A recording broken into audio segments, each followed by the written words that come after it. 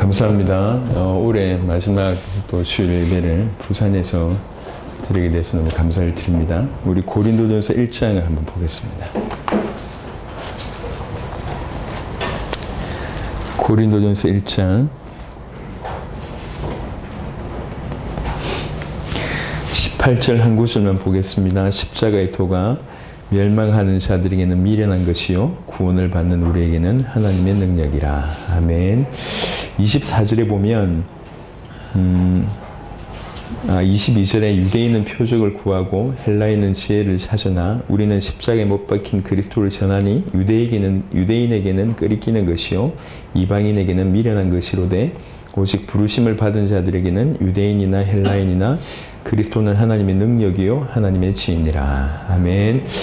오늘 이 본문은 이제 내년 신년 예배 때 우리 나눌 그 본문하고 동일한 본문입니다. 그래서 조금 더 깊은 설명이 필요하겠다 싶어서 오늘 따로 시간을 내서 먼저 십자가의 도라고 하는 부분들을 먼저 나누고 이 바탕하에 또 신년 예배 때 말씀을 좀 드리도록 하겠습니다. 이 십자가의 도가 유대인에게 그 다음에 헬라인에게는 미련하게 보인다고 합니다. 왜 그러냐면 생각을 해보시면 그 시대의 로마의 신이라고 얘기했을 때는 어떤 이미지냐면 이제 왕을 신이나 신의 아들이라고 생각을 했거든요. 그러니까 엄청난 능력과 어마어마한 어떤 많은 것들을 가지고 있고 어떤 힘 있는 이런 이미지가 그들에게 있어서 신의 이미지를 가지고 있습니다.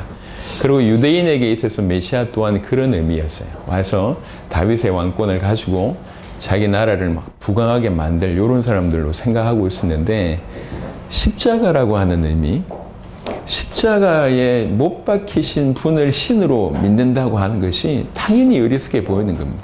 왜 그러냐면 지금 우리는 그래도 어느 정도 십자가에 대한 이해가 조금 이렇게 호감의 의미가 있지만 그때는 완전히 불호의 의미를 가지고 있습니다. 왜 그러냐면 최고의 반역자들, 최고의 악한 사람들만 매다는 최고의 형벌이 그 십자가였기 때문에 십자가라고 하는 것 자체가 아예 사람들이 외면할 수밖에 없는 그런 것이에요. 근데 그 십자가에 지신 그분이 신이다 라고 얘기하니까, 그리고 그 신이 인간의 구원의 방법으로 십자가를 지셨다 라고 얘기하니까 이 얘기가 유대인들이나 헬라인들이나 받아들여지지 않는 거예요.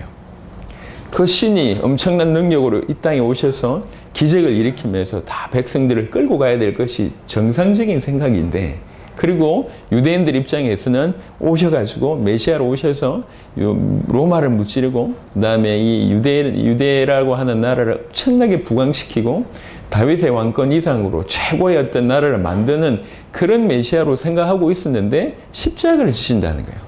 십자가를 지신 그분이 메시아래요. 메시아가 인간 구원의 방법으로 십자가를 지신대요. 최고의 반역자나 그 다음이나 이 악한 사람들이 지는 그 형벌을 지시면서 인간을 구원한다라고 주장을 하니까 안 맞는 얘기입니다. 유대인도 그렇고 헬라인도 그렇고 이 부담스러운 얘기죠. 자, 그때도 그렇지만 지금도 그렇다는 거예요. 왜 그러냐면 유대인 입장이나 헬라인 입장만큼은 그렇지 않지만 오늘날 많은 사람들은 십자가를 부담스러워합니다. 왜 그러냐면 일단 머리로 이해하기 위해서 이해되기 때문에 그럴 뿐만 아니라 십자가의 어떤 깊은 의미, 더 정확하게는 이 십자가가 자기하고 어떤 연관성이 있는지에 대한 명쾌한 어떤 답들이 오지 않으면 항상 십자가는 부담이에요. 그래서 오늘 이 시간에는 머리로 잘 정리하는 것보다는 그 십자가 그냥 한꺼번에 저와 여러분 가슴에 훅 들어오는 그런 일이 벌어졌으면 좋겠습니다. 그래서 십자가가 뭔지를 제가 짧게 이렇게 설명을 드리겠지만 이게 머리 수준이 아니에요. 얼마든지 성경을 보거나 아니면 어떤 그 신약 서적을 본다고 하면 이해될 수 있는 것이지만 머리 이해가 중요한 것이 아니라 우리 가슴에 다가와야 되거든요. 자, 먼저는 우리하고 무관하지 않다는 걸 인정하시길 바랍니다. 하나님이 여기 살아계시고 이 자리에 임재해 계신 것이 이게 실제입니다. 하나님은 살아계세요. 그리고 예배하는 백성들 가운데 임하십니다.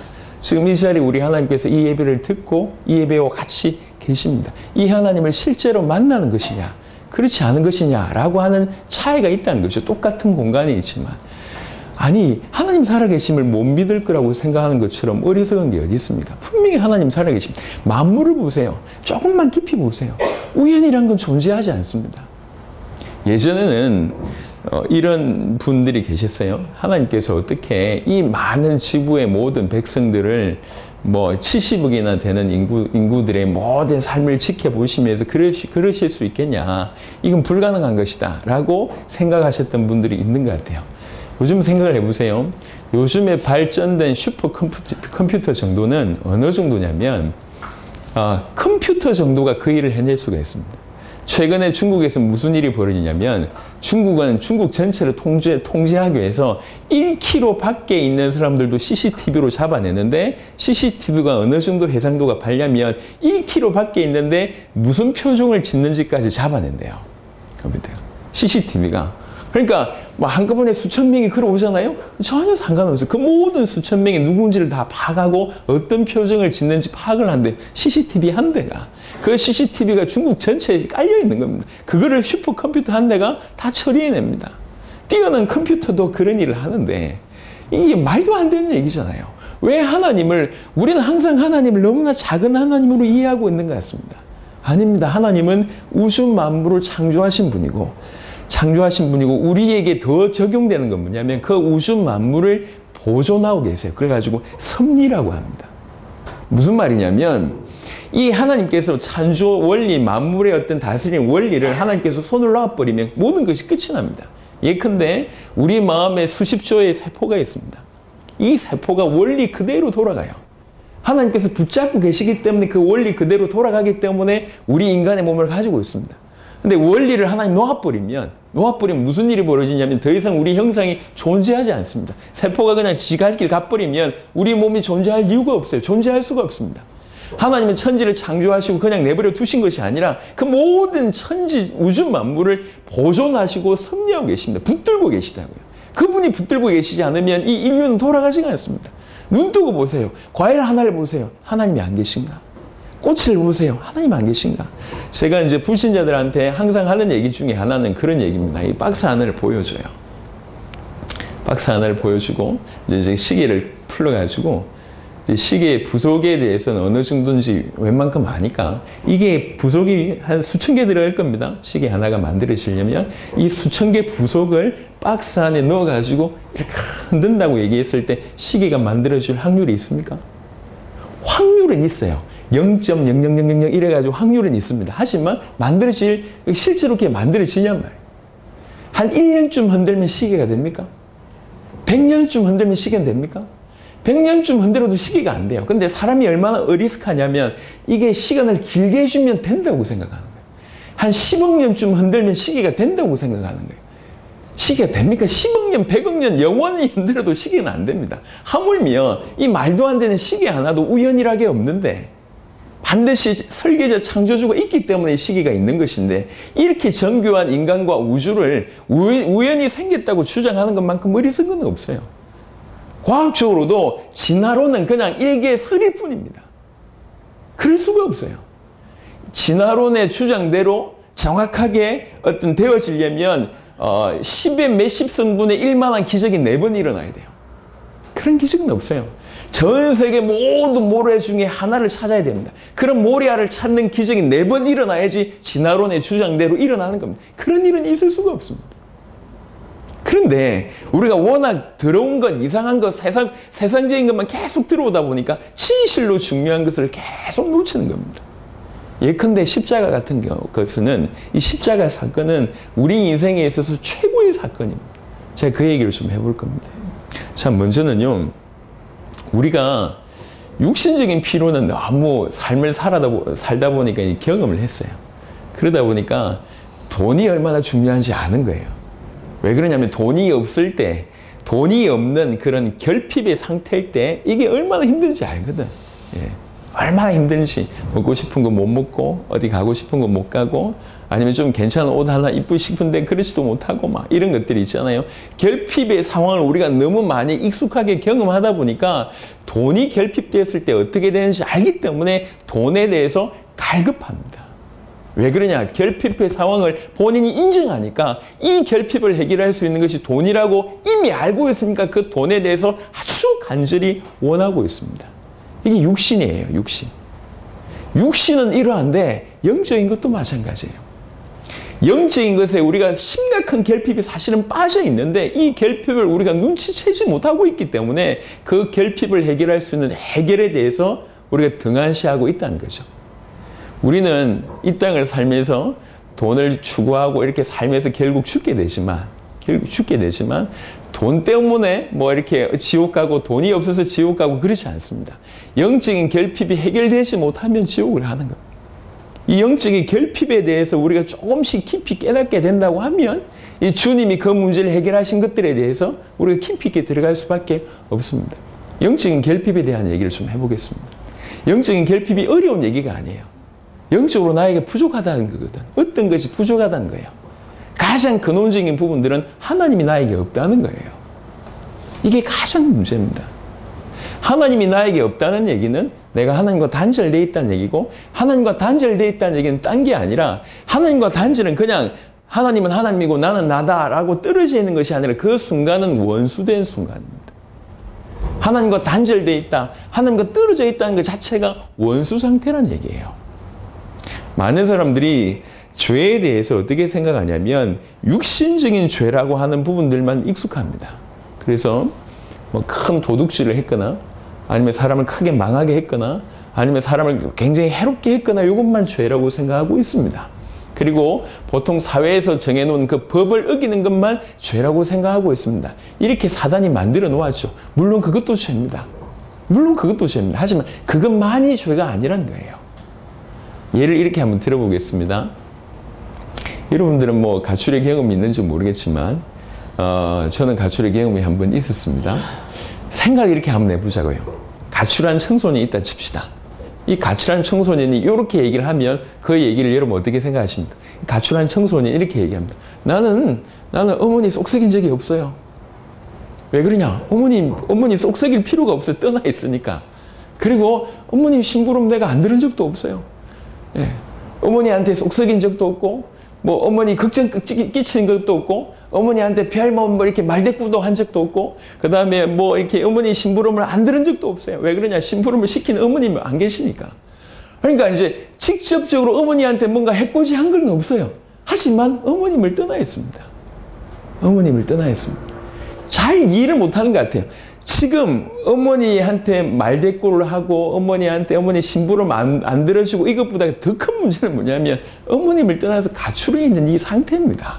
이게 어머님한테 더 가슴에 대몫을 받는 거잖아요. 근데 이 철없는 아이가 이왕 내가 어머님을 안 보기 때문에 어머님 말을 안 듣는 이유도 없고 안 들은 경험도 없고 어머님을 속썩인 경험도 없고 난 없다. 왜 그러냐? 어째도 어머님하고 내가 옆에 안 있으니까. 그래서 말을 안 듣고 아니면 뭐 속썩인 그런 경험들이 없다 할지라도 더 치명적인 것이 어머님을 떠나 있는 이 상태라고 하는 것에 대해서 이 아이가 모른다고 얼마나 어리석으냔 말이에요. 죄라고 하는 것은 어디에서 나오는 거냐면 하나님을 떠나 있기 때문에 나오는 것입니다. 하나님을 떠나 있는 그 불순종으로 나오는 것이 죄입니다. 불순종이 죄고 그 불순종의 결과가 죄입니다. 하나님을 떠나 있다고 하는 것은 다른 말로 내가 하나님과 원수되어 있다는 얘기고, 하나님을 떠나 있다는 얘기는 내가 다른 데 소속되어 있다는 얘기예요. 그 들어온 데 소속되어 있다는 얘기입니다. 그래서 생각하는 것, 몸으로 짓는 것, 모든 것들이 죄의 연속일 수밖에 없습니다. 우리는 심각한데 내가 그것을 모를 뿐이에요. 뭘 심각한 기준을 삼고 있냐면 육신적으로 내 죄가 많이 드러나느냐 적게 드러나느냐 이것만 생각하고 있어요. 많이 드러나지 않았기 때문에 내가 죄인이 아니라고 하는 착각 속에 빠져 있습니다.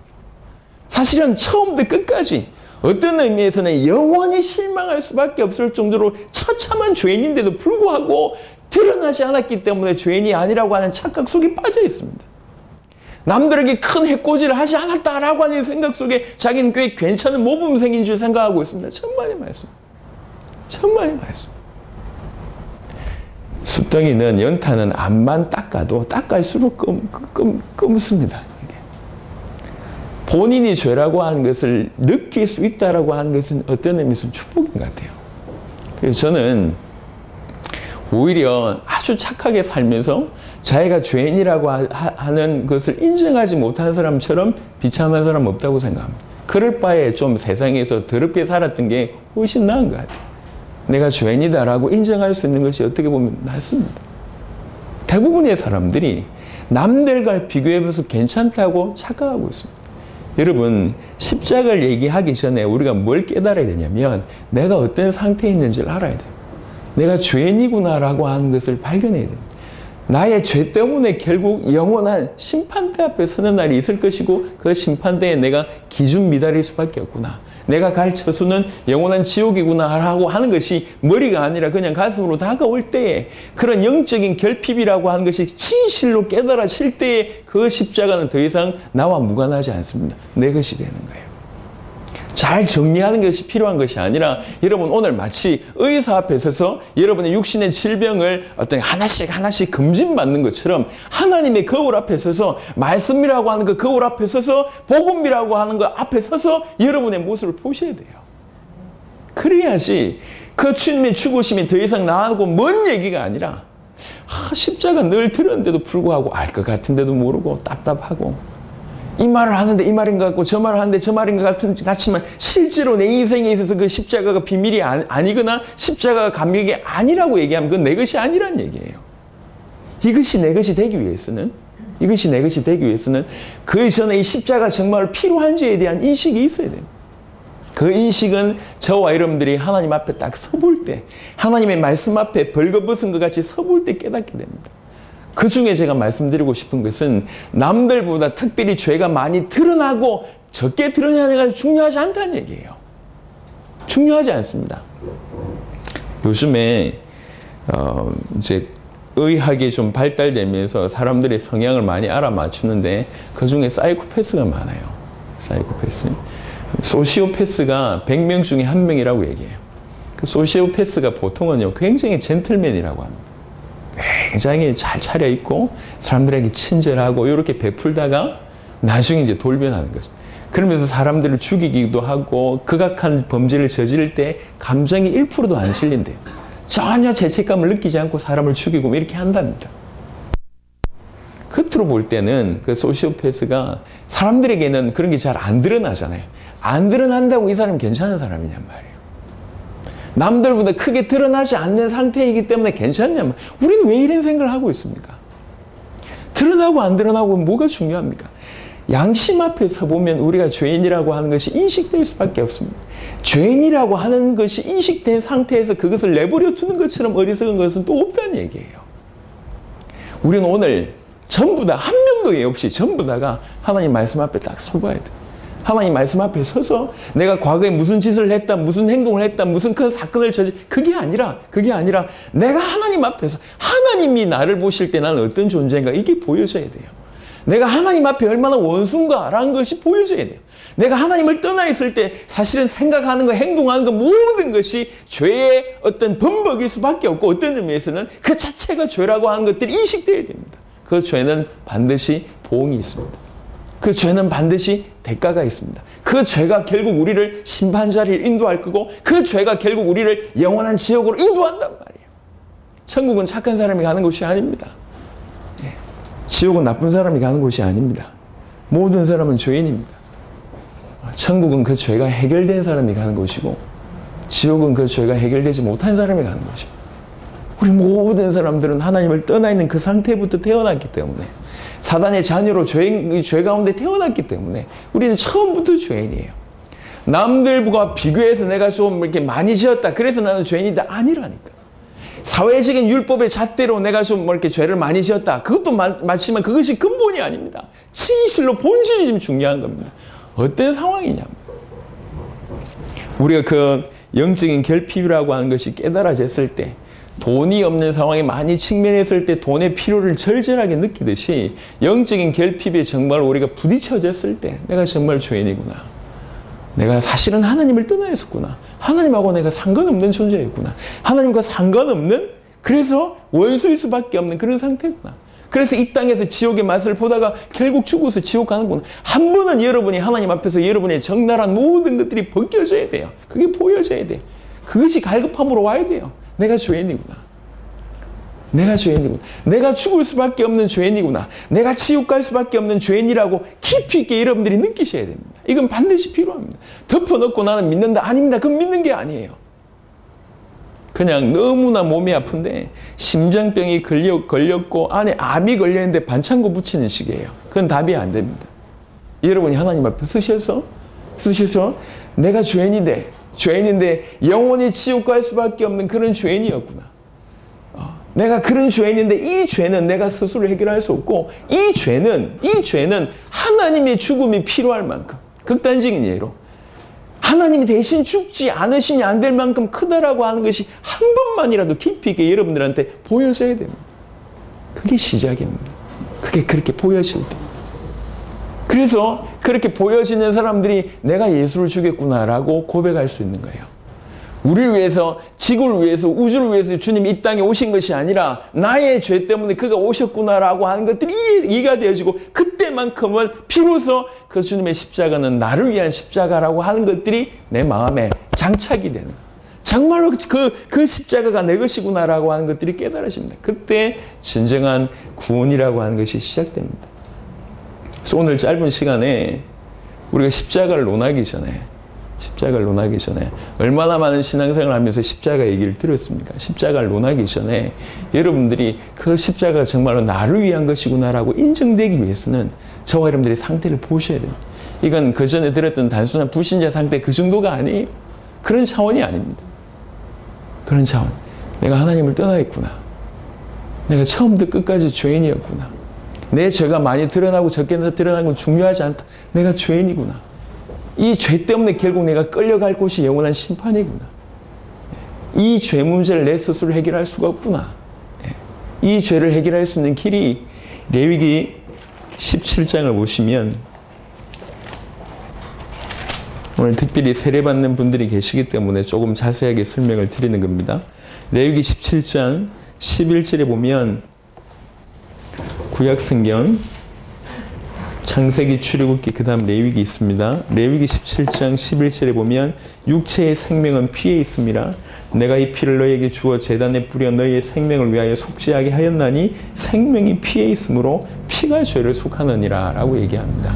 오직 피만이 죄를 속합니다. 근데 이 조건이 있어요. 이 피는 죄 없는 자의 피여야 된다는 얘기예요. 죄인의 죄를 해결하려면 레위기 17장 11절에 죄인의 죄를 해결하려면 그 조건이 뭐냐면 죄 없는 자의 피여야 된다는 얘기입니다. 그래서 죄 없는 자가 이 땅에 없잖아요. 그래서 구약에는 한시적으로 주께서 허락하신 방법이 뭐냐면 짐승의 피를 드린 겁니다. 왜 그러냐? 짐승은 죄가 없기 때문에 짐승의 피를 드린 거예요. 이게 한시적으로 완전한 자가 와서 우리를 위해서 피 흘리실 것에 대한 예표였습니다. 죄 없는 자로 주께서 이 땅에 오시기 위해서 동정녀의 몸을 빌어서 오신 거예요. 남녀의 관계가 아니라 동정녀의 몸을 빌어서 죄 없는 상태로 오셔서 일평생 죄를 짓지 아니하시고 그 죄 없는 순결한 상태로 나를 대신해서 죽으신 거예요. 즉 우리 모든 죄인은 우리가 모두가 죄인이라고 알았다면 우리 죄인은 뭐가 간절히 필요하냐면 죄 없는 완전한 자의 피가 나에게 필요하다. 우리의 죄는 그렇습니다. 우리가 죄인이라고 정말로 인정할 때 그 해결할 수 있는 길은 딴 게 아니에요. 우리의 죄는 죄 없는 완전한 자의 피만이 내 죄를 해결할 수가 있다. 묻어갈 수 있는 게 아니에요. 반드시 그것만이 필요합니다. 요즘에 독감이 많이 유행합니다. 우리 집도 한번 싹 다 돌고 갔습니다. 독감 걸리면 최근에는 그 약이 제일 괜찮은 약이 뭐 타미플루라고 합니다. 부작용도 있지만 그래서 그걸 먹이면 실제로 그 독감이 효과가 있더라고요. 우리 아이들도 효과가 있는데 내가 정말 독감이 걸렸다고 하면 딴 게 필요 없어요. 그게 필요해요. 그렇잖아요. 그게 없으면 어디에서든지 구해야 될 거 아니에요. 동일한 원리입니다. 우리의 죄는 남들과 비교해서 내가 괜찮다 안 괜찮다 중요하지 않습니다. 나의 죄를 해결할 수 있는 방법은 뭐냐면 완전한 자의 피 아니면 안 된다는 거예요. 그게 유일한 해결책입니다. 죄 없는 자의 피, 순결한 자의 피, 그 피 아니면 내 죄는 해결할 수가 없어요. 그래서 나의 죄는 반드시 그 하나님이시면서 인간이신 100% 순수하시고 100% 순결하시고 100% 완전하신 그분의 피만이 내 죄를 해결할 수 있습니다. 우리의 죄는 반드시 그 피를 요구하는 법입니다. 그래서 우리 주님이 이 땅에 오셔서 우리를 위해서 피를 드린 사건, 당신의 목숨을 들이신 사건이 십자가라는 거예요. 그래서 그 십자가는 나와 무관하다고 하면 우리는 구원과 무관한 사람입니다. 그 십자가는 우리를 위한 것이지만 나를 위한 것입니다. 우리의 죄가 간절히 그 피를 원하는 그런 상태가 되어버렸습니다. 그 피가 아니면 우리 죄는 해결할 수가 없습니다. 우리 주님이 이 땅에 오셔서 십자가를 졌습니다. 십자가의 의미를 한번 생각을 해보자. 십자가의 도라고 하는 표현이 오늘 고린도전서 1장 18절에 나와 있는데, 이 도는 원래 헬라 원어로 뭐가 되어 있냐면 로고스라고 되어 있어요. 예, 십자가의 로고스. 이게 한국말로 번역할 때 십자가의 도 이렇게 번역했습니다. 왜 그러냐면 이제 헬라 사람들에게 더 이해시키기 위해서 로고스라고 하는 단어를 썼습니다. 이 로고스는 만물이 돌아가는 어떤 원리를 뜻합니다. 어떤 이치 아니면 근거 아니면 또 이성이라고 번역되기도 하고 원리라고 번역되기도 하고 이걸 좀 의역하면 섭리라고 번역되기도 합니다. 그러니까 십자가의 이성 아니면 십자가의 원리 아니면 십자가의 메시지, 십자가의 말씀, 아니면 십자가의 어떤 영성, 십자가의 뭐 섭리 이런 식으로 다 번역될 수 있는 겁니다. 즉 십자가에 관한 메시지 아니면 십자가의 그 원리, 십자가의 그의 말씀 이런 뜻입니다. 이게 이 십자가의 도, 이 십자가의 로고스는 오늘 읽었던 말씀처럼 고린도전서 1장 18절을 보니까 이 십자가의 로고스는 도는 멸망하는 자들에게는 미련한 것이요 구원을 받는 우리에게는 하나님 능력이 된다고 얘기를 하고 있습니다. 하나님께서 이 십자가를 얘기하실 때 우리가 한 가지 좀 짚어보면 좀 도움이 될 것 같은데, 하나님은 세상을 창조하실 때는 그냥 말씀으로 하셨습니다. 말씀으로 하셨어요. 근데 세상을 구원하실 때는 말씀을 보내셨어요. 예수님이 말씀이신 그가 성육신을 입으실 사건이 그와 같습니다. 그런 의미로 창조보다 더 큰 사건이 구원의 사건이라고 얘기하는 거예요. 왜 그러냐면 천지 창조하실 때는 그냥 말씀으로만 하셨습니다. 하지만 인간을 건져내시기 위해서는 그 말씀이 육신을 몸을 입고 이 땅에 오셔야 됩니다. 그래서 어떤 의미에서는 창조보다 더 큰 사건이 구원의 사건이라고 할 수 있는 거예요. 그래서 우리 주님이 육신의 몸을 입고 이 땅에 오신 거, 나의 죄를 위해서 그가 육신을 입으신 거, 육신의 몸을 입으셔서 나의 죄를 위해서 완전한 그분이 피를 흘리신 사건이 십자가 사건인데, 이 사건은 가히 창조 사건을 넘어설 만큼 하나님 입장에서는 더 큰 수고를 행하신 그런 일입니다. 그래서 저와 여러분들의 구원은요, 이건 보통 얘기가 아닙니다. 내가 영접했기 때문에, 내가 교회를 다녔기 때문에 그 정도 수준이 아니에요. 우리를 건져내시기 위해서 그분이 행하신 모든 수고를 내가 인정하고 내가 믿는 겁니다. 그럴 때 구원이 우리에게 임하는 거예요. 그래서 내가 그분이 나를 위해서 죽으셨다고 믿는 이 사건이 얼마나 놀라운 것인지 몰라요. 많은 고등 종교라고 주장하는 사람들이 이해가 안 된다는 거예요. 뭐가 이해가 안 되냐면, 보통은 종교적에 있어서 죄 문제를 해결하려면 본인이 그만큼의 합당한 수행이나 아니면 어떤 자신이 어떤 대가를 치러야 되는 일들이 대부분이거든요. 대부분의 고등 종교에서 요구하는 그 죄를 해결하는 방법이 그렇습니다. 근데 이 기독교는 자기에게서 그런 수행하거나 노력하는 것이 중요한 것이 아니라 그것을 믿으라고 얘기하니까, 그것을 믿으면, 그 십자가를 믿으면 네 죄가 없어진다고 얘기하니까 이처럼 회개망치가 한 일은 없다는 거예요. 이게 논리적이지도 않고 과학적이지도 않다고 얘기를 하는 겁니다. 이해가 되죠? 하지만 정말로 그 십자가를 지신 그가 하나님이시고, 그가 우리 인간을 건져내기 위해서 인류 역사를 뚫고 그 말씀이신 그분이 육신을 입으신 사건이 맞고, 오로지 내 죄를 해결하기 위해서 당신의 피를 흘리기 위해서 이 땅에 오실 사건이 맞고, 실제로 그분이 약속하신 대로 피를 흘리신 것이 맞다고 하면 우리가 10억 년을 노력한다고 하더라도 그 노력과는 가히 비교 안 될 수 있는, 비교가 감히 될 수가 없는 엄청난 사건이라는 거죠. 그것을 믿는다는 것이, 그 예수의 십자가가 나 때문에라고 믿는다는 것이 내가 수억 년을 노력하는 것보다 훨씬 큰 사건이라고 하는 겁니다. 십자가를 한번 생각해 봅시다. 십자가는 크게 두 가지를 만족시키는 사건입니다. 그래서 보통은 이렇게 위와 옆을 얘기하잖아요. 그래서 십자가는 크게 두 가지를 표현할 수 있습니다. 하나는 뭐냐면 하나님의 사랑을 보여주신 사건입니다. 하나님의 사랑을. 우리를 얼마나 사랑하시냐라고 하는 것을 보여주시면서 또 하나는 하나님의 공의를 만족시키시는 사건이에요. 이게 하나님의 공의와 하나님의 사랑이 충돌되는 겁니다. 이게 만족시킬 수 있는 사건이 없어요. 원리가 이 땅엔 지구상에 없다고요. 하나님은 공의의 하나님이시면서 사랑의 하나님이신데 그것이 그냥 극명하게 드러나는 것이 십자가입니다. 하나님은 반드시 죄를 미워하십니다. 죄와 함께 있으실 수 없어요. 죄를 그냥 넘어가시는 분이 아니세요. 죄는 반드시 대가를 받게 되어 있습니다. 그 대가를 허락하시는 분이 하나님이십니다. 그런 의미에서 공의의 하나님이라고 얘기해요. 그래서 다른 말로 죄인은 죽어야 된다니까. 우리 죄가 죽어야 돼요. 그게 하나님의 공의의 하나님 부분입니다. 그런데 또 한편 우리를 하나님께서 너무 사랑하십니다. 공의로우신데 하나님 우리를 사랑하세요. 이 두 가지는 같이 갈 수가 없습니다. 근데 그 두 가지를 같이 갈 수 있는 유일한 사건이 십자가입니다. 십자가상에서 이 공의와 이 하나님의 사랑이 합일됩니다. 그게 뭐냐? 공의의 하나님께서 죽이셔야 되는데 사랑의 하나님께서 대신 아들로 제물되게 하신 사건입니다. 그게 대속이라고 하는 표현입니다. 방법이. 우리 주님이 우리는 반드시 우리 죄 때문에 죽을 수밖에 없습니다. 공의의 하나님이시니까 반드시 죽여야 됩니다. 근데 사랑의 하나님이니까 우리를 죽이시는 대신에 당신이 독생자를 죽이신 거예요. 그래서 공의도 만족시키셨고 사랑도 만족시키신 사건이. 그래서 십자가는 그 의미를 두고 볼 때도 이건 너무 놀라운 일이에요. 전혀 우리는 모르고 있었어요. 여전히 우리는 죄인입니다. 우리는 죄인이라서 그냥 막 죄 짓고 있는데 삼위일체 하나님께서 의논하신 거죠. 저들을 살려야 되겠는데 법대로 얘기하면 저들은 죽어야 돼요. 저들을 죽여야 되는데 또 한편으로는 너무 우리를 사랑하시거든. 그럼에도 불구하고 하나님이 당신 자녀로 만드셨으니까 너무 사랑하시거든.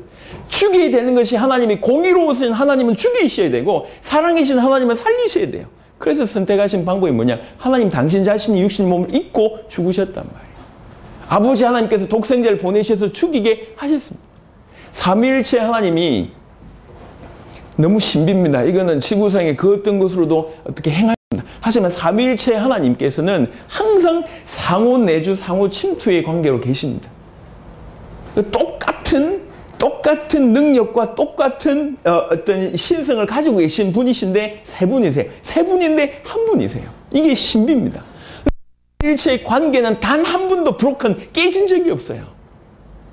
단 한 번도. 근데 그 삼위일체 안에서 영원전부터 영원까지 삼위일체 안에서 가장 큰 어떤 의미에서는 가장 큰 이 충격적인 사건이 십자가입니다. 그 십자가상에서 아버지는 아들을 버리셨고 아들은 버림받았습니다. 버림받았다 그걸 가지고 유기라고 얘기합니다.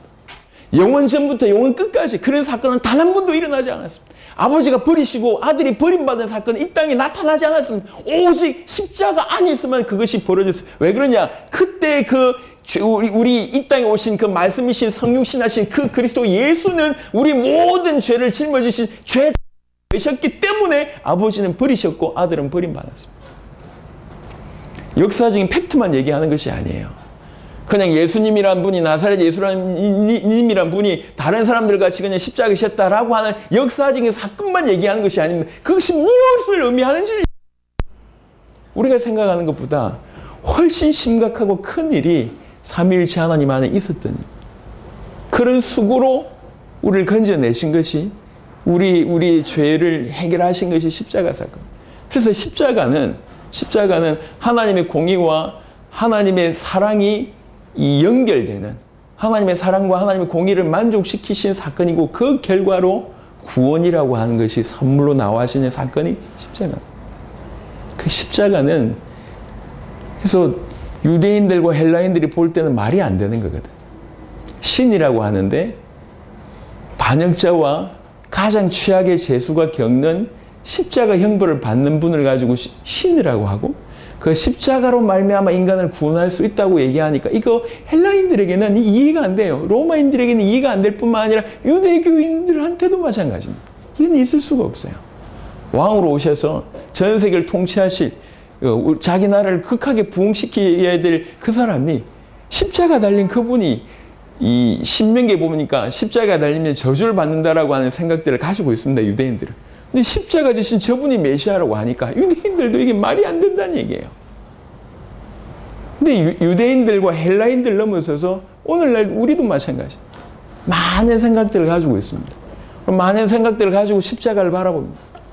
근데 그 십자가하고 자기하고 이게 매치를 안 시키는 것이 은밀하게. 심지어 교회 안에 있으면서도 십자가는 항상 부담이에요. 왜 그러냐? 정말 자기가 깊이 있게 죄인이고 살 수 있는 유일한 길이 그 길밖에 없다라고 하는 것이 절절하게 다가오지 않았기 때문에 언젠가 항상 멀리 있는 얘기예요. 십자가. 하지만 우리의 죄는 그 십자가의 피만이 해결할 수 있습니다. 우리의 죄가 바로 그 십자가의 피를 요구한다. 우리의 죄는 그 십자가의 피 아니면 그 피 아니면 우리 죄는 해결할 길이 없습니다. 유일한 방법이 유일한 답이 그 십자가의 피가 나 안에 흘러야지. 그 피가 나에게 들어와야지 내 죄가 해결됩니다. 그래서 그 십자가 사건은 우리 주님이 2000년 전에 지신 사건이지만 내 인생의 최고의 사건일 수밖에 없고 이어야 합니다. 그때 우리는 참된 구원이라고 하는 것이 우리 가운데 임합니다. 십자가는 그래서 사랑이고 십자가는 공의를 만족시킨 사건이고 십자가는 구원입니다. 또 십자가는 뭘 예표하냐면 독생자 입장에서 제2위신 예수 그리스도 입장에서는 철저한 낮아짐과 순종입니다. 순종. 아담은 똑같은 기회를 줬지만 아담은 불순종했습니다. 우리 주님은 끝까지 죽으심으로까지 철저하게 순종하셨습니다. 그 순종으로 우리를 구원할 수 있는 길을 여신 거거든요. 그래서 십자가는 순종을 의미합니다. 또 십자가는 낮아짐을 의미합니다. 육신의 몸을 입고 오신 그 자체가 낮아짐이고 이 땅에서 모든 지구상에 있는 사람들보다 더 낮아져서 우리를 건지는 겁니다. 그래서 십자가는 순종이고 십자가는 낮아지심입니다. 십자가는 또 고난이고 죽음이죠. 말 그대로 우리 주님 이 땅에 죽으시러 오셨어요. 죽으셔야지 우리를 살려낼 수 있으니까. 우리를 살리기 위해서 그가 죽으셨어요. 그래서 그의 죽으심은 우리의 살리심이에요. 그가 죽으심으로 말미암아 우리가 살리심을 받게 되었습니다. 그리고 십자가로 주께서 이루신 사건을 우리는 자주 얘기했습니다. 이 십자가의 도로 뭘 해결하셨습니까? 맞습니다. 그 죄를 해결하셨습니다. 그리고 그 죄 때문에 오는 모든 추함과 저주와 심판 이것들을 해결하셨습니다. 그 죄로 하나님과 떠나 있었던 우리는 하나님과 원수되었습니다. 하나님과 원수되었던 관계가 그 십자가로 철폐되는 일이 벌어집니다. 그러면서 하나님과 만나지는 일이 벌어지는 거예요. 십자가로 죄를 해결하셨고 십자가로 우리로 하여금 하나님 만나는 길을 여셨고 십자가로 원수된 관계를 철폐하시고 십자가로 하나님과 우리가 단순히 만남을 넘어서서 화목할 수 있는 길을 그 십자가상에서 다 열었습니다. 십자가의 의미를 얘기하자면 100가지, 1000가지, 10,000가지라도 설명할 수 없을 정도로 많은 내용들이 그 십자가 안에서 나옵니다. 그 십자가 안에서 사단의 머리를 박살내셨습니다. 그런 의미로 십자가는 우리에게 해방이며 생명이며 자유며 승리라고 할 수 있습니다. 그런 의미. 조금씩 보세요. 십자가 먼저. 무엇보다도 이 십자가로 독생자이신 예수님께서 하나님이 어떤 분인지 아버지가 어떤 분인지를 나타내 보이셨습니다. 예수님께서 이 땅에 오신 최고의 이유 중에 하나는 뭐냐면 아버지를 나타내 보이시기 위한 부분입니다. 나와 아버지는 하나이다 라고 얘기하면서 그래서 나를 본 자는 아버지를 보았다 라고 얘기합니다. 요한복음 1장 18절 독생하신 하나님이 아버지를 나타내셨다고 얘기합니다. 그 아버지를 나타내신 최고의 사건이 뭐냐? 십자가예요. 십자가상에서 아버지 하나님께서 우리를 얼마나 사랑하시는지 십자가를 통해서 아버지를 보이셨습니다. 그래서 십자가를 통해서 우린 아버지 하나님을 만날 수 있고 아버지 하나님을 발견할 수가 있습니다. 그게 십자가입니다. 우리 주님이 십자가를 지신 그 십자가의 도는 그래서 미련하게 보입니다. 멸망받는 자들에게는. 이해가 안 돼요. 신이라고 하는데 저렇게 죽어? 이해가 안 돼요. 그리고 구원의 길이 저 십자가로 구원을 받을 수 있다라고 얘기한 것들도 이해가 안 되는 거예요. 왜 그러냐면 신은 너무 높으신 그리고 그 신에게 이르기 위해서 자기 노력을 하고 수행을 하고 뭔가 많은 덕을 쌓고 이래야지 그 신에 이르른다고 생각했던 그 모든 고등 종교의 모든 차원들을 다 철폐를 시켜버리고 구원의 길은 우리에게 없다. 우리가 열심히 노력해서 그 하나님께 이를 수가 없다. 하나님이 우리에게 오신 것이다. 우리의 죄를 해결하기 위해서 그가 대신 것이다. 그래서 너희는 이것을 믿으면 믿는다는 얘기는 그것을 온전히 받아들이고 그 앞에 굴복한다는 얘기입니다. 그렇게 믿으면 너희는 참으로 구원받는다라고 얘기하는 것이 기독교의 복음이고 십자가 사건입니다. 그래서 그 십자가 사건은 구원받는 자들에게는 정말로 하나님의 능력이 되고 하나님의 지혜가 되는 겁니다. 성경 한 구절 보도록 하겠습니다. 갈라디아 6장입니다. 여러분에게 이런 은혜가 있기를 바랍니다. 갈라디아 6장 14절입니다.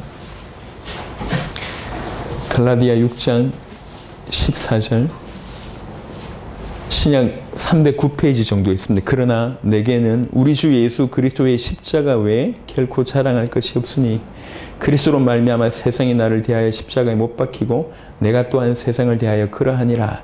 내가 그리스도의 십자가 말고는 자랑할 것이 없다. 사도 바울의 고백입니다. 이것 말고는 자랑할 것이 없다라고 얘기하는 것은 이것과 비견될 만한 것이 없다는 거예요. 최고의 석학이었습니다.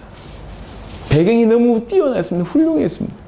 육신적인 그 어떤 것도 이 십자가와 비교해 볼 때 아무짝에도 쓸모없다. 내가 자랑할 것은 이거밖에 없다. 그 십자가가 나를 살렸다. 이것 말고 내가 얘기할 것이 없다. 고린도전서 2장을 보겠습니다. 고린도전서 2장 2절입니다. 내가 너희 중에서 예수 그리스도와 그가 십자가에 못 박히신 것 외에는 아무것도 알지 아니하기로 작정하였습니다. 내가 그리스도의 십자가 그것 말고는 아무것도 알지 아니하기로 작정했다. 왜 그러냐? 이것만큼 큰 신비가 없기 때문에 그렇습니다. 정리해 보겠습니다. 저는 모태로부터 교회를 다녔습니다. 그러니까 이런 어떤 가장 기본적인 부분들에 대해서는 수없이 많이 들었습니다. 십자가와 부활과 복음과 많이 들었지만 항상 내 가슴 속에서 그게 스며들기보다는 머리 위에서 알겠는데 내 삶하고는 전혀 상관이 없는 그런 상태였습니다. 그게 종교입니다. 혹시 이 자리에 또 이 말씀을 듣는 분들 중에 그런 분들이 계시다면 하나님의 은혜를 구하시길 바랍니다. 이거는 일입니다. 이건 키입니다. 독감에 걸려본 사람이 그 약을 구하기 위해서 막 이렇게 지난주가 저희가 그랬거든요. 주일날 애가 아팠어. 주일날 애가 아프니까 뭐 응급실 가든지 어디 가야 되는데 그래서 병원 찾아면 계속 헤맸어요. 예배 끝나고 나서. 예. 그래가지고 어디 한번 찾아가지고 이제 애 이렇게 먹이니까 이게 떨어지더라고. 그 병 걸린 아이를 둔 사람이 자기 아이의 병을 낫게 해줄 수 있는 약이 저만큼 있다. 안 갈 사람이 누가 있겠냔 말이에요. 우리가 하나님 앞에 서야 됩니다. 그리고 성경에서 말하시는 바가 우리에게 이 사실 그대로 그 진단 앞에서 내가 그렇구나라고 하는 인정이 있어야 돼요. 죄인이라고 우리를 얘기합니다. 진단합니다. 너희가 하나님을 떠나 있다면 너희는 죄인이다. 하나님과 원수다. 영원한 심판이 기다리고 있다. 너희는 하나님과 무관한 자다. 너희 죄라고 하는 것이 육신으로 많이 드러나고 안 드러나고 중요하지 않다. 그것은 언급하지 않습니다. 성경은 언급하지 않습니다. 죄란 너희가 죄인이라는 거죠. 그리고 너희 죄의 해결한 유일한 길은 완전한 자의 피, 순결한 자의 피, 죄 없는 자의 피 아니면 해결 안 돼. 이게 성경의 하나님의 법칙이었습니다. 이 땅에 없습니다. 그 피만이 내 죄를 해결할 수 있다니까요. 우리는 그만큼 심각합니다. 이 죄의 대가는 영원입니다. 영원이라고 하는 대가가 우리 앞에 기다리고 있습니다. 근데 내가 노력한다고 이게 해결할 수가 없어요. 오직 그 피만이 이걸 해결할 수가 있습니다. 그 피가 이 땅에 없습니다. 우리 주님이 하나님이신 그분이 육신의 몸을 입고 오셔서 십자가상에서 약속하신 대로 그 피를 들이신 거예요. 그 생명을 들이신 겁니다. 그 생명, 그 피만이 내 죄를 해결할 수가 있습니다. 그 피만이 내 죄를 해결할 수 있다라고 하는 것을 내가 인정하고 주님 나는 죄인입니다. 당신의 생명이 필요합니다. 나를 불쌍히 여기십시오. 나를 건져내십시오. 라고 하는 것이 믿음의 시작입니다. 그리고 그 피가 나에게 흘러들어오기 시작하면 그 생명이 나에게 흘러들어오며 내가 비로소 옛사람이 죽고 새로운 사람으로 시작되는 새로운 피조물이 되는 겁니다. 이건 너무나 영적이고 너무나 과학적인 일입니다. 이게 일어나지 않는 이상 수십 년 교회를 다녀본다는들 우리는 그 피가 우리에게 흘러야 돼요. 그 피만이 나의 죄를 해결할 수 있다고 인정하고 그 피를 간절히 원하는 내가 너무나 결핍되기 때문에 그걸 간절히 원하는 그런 심령이 되어야 됩니다. 그리고 정말 그런 일이 벌어졌다고 할 때 이 십자가가 얼마나 놀라운지 깨닫게 됩니다. 이 피가 나를 살렸구나. 그의 죽으심이 나를 살렸구나. 그의 죽으심으로 내가 새롭게 됐구나. 그의 죽으심으로 나에게 생명이 주어졌구나. 그의 죽으심으로 말미암아 축복이 주어졌구나. 그의 죽으심만, 그의 십자가는 하나님의 공의와 하나님의 사랑을 만족하는 뿐이구나. 그 죽으심만 하나님의 능력이고 하나님의 지혜가 된다. 그 죽으심으로 말미암아 해결되고 사단에게서 빠져나오고 하나님을 만나는 승리를 얻게 되고 해방을 얻게 되고 생명을 얻게 되고 자유를 얻게 되는구나. 그가 나를 건지시기 위해서 그렇게 순종하셨구나. 낮아지셨구나. 죽으셨구나. 정말로 그렇게 믿으면 그 믿는 자에게 우리 주님 뭐라고 얘기하냐면 네가 정말 나를 따르고자 하느냐. 그럼 네 십자가를 지라. 이렇게 얘기하는 거예요. 그 십자가가 믿어지는 사람은 이제 자기의 십자가를 지고 걷습니다. 자기의 십자가를. 그래서 주님처럼 주님이 일을 나를 통해서 이루시기를 바라는 마음으로 주님처럼 십자가 지는 거예요. 주님처럼 낮아지고 주님처럼 순종하고 주님처럼 죽어지고 주님처럼 낮아지고 주님처럼 고난당하고 주님처럼 그렇게 하는 겁니다. 정말로 십자가가 부딪혔다고 할 때 여전히 고개 뻣뻣하면서 세상의 최고가 되려고 하는 그런 시도를 아직 한다는 것을 못 깨달은 거예요. 살리기 위해서 죽는 일을 우리 인생 동안 하는 겁니다. 높아지려고 하는 게 아니라 더 낮아지려고 하고 더 순종하려고 하고 더 섬기려고 하고 더 죽으려고 하고 이게 십자가를 이해한 자의 삶이요. 십자가 지는 자의 삶이라는 거죠. 우리는 우리 손에 우리 세대의 세계복음화를 완성하려고 하는 하나님의 약속이 주어졌습니다. 이 약속을 믿었습니다. 그리고 약속을 가지고 지금 전 세계를 이렇게 섬기고 있습니다. 섬기는데 더 섬기고 더 낮아지고 더 죽어지는 삶을 사는데 너무 감사합니다. 너무나 많은 일이 벌어지거든요. 겉으로 볼 때는 뭐 아무것도 없어요. 육신적으로 볼 때는 아무것도 없다고. 근데 우리를 통해서 일어날 전 세계의 어떤 역사들 볼 때는 너무 놀랍잖아요. 오늘 아침에도 쿠바의 보고를 여러분 들으셨던 것처럼 너무 놀라운 일들이 계속 벌어지고 있습니다. 어떻게 그런 일이 벌어지고 있냔 말이에요. 우리는 지금 겨우 뭐가 없어가지고 허덕허덕 하고 있는데 허덕허덕 하면서도 주와 복을 위해서 이렇게 막 하고 있는데 저는 이게 맞다고 생각합니다.